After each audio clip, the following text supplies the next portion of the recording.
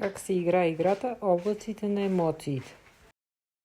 Имаме 4 пионки, зарче, 25 карти по 5 от цвят, табло за игра и инструкции.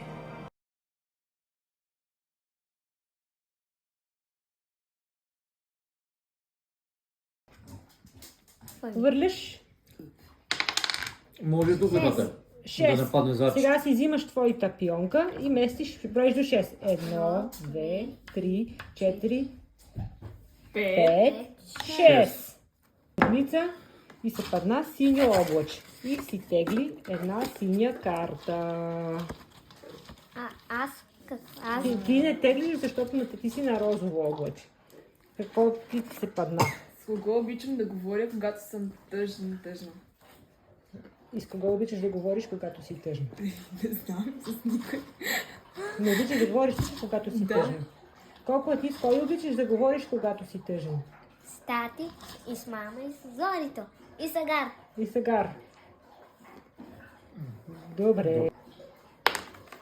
На мене ми се падна 3. 1, 2, 3.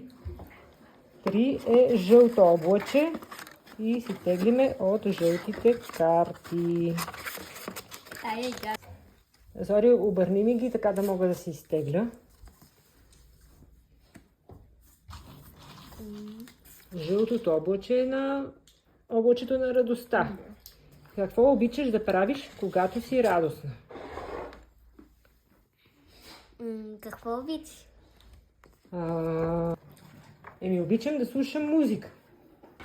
А ти какво обичаш да правиш, когато си радостен? Обичам да правя, когато съм радостен, да си гушкам майка ми, татка ми, сестра ми и кучето.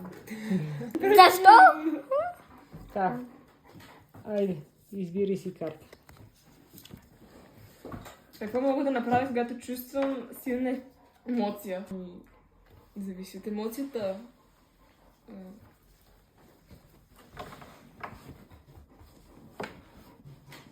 Най-вероятно да изразя по някакъв начин. Добре.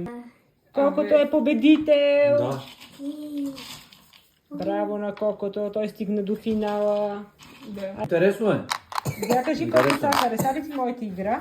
Да. Да. Тате Интересно. пласкай! Интересно.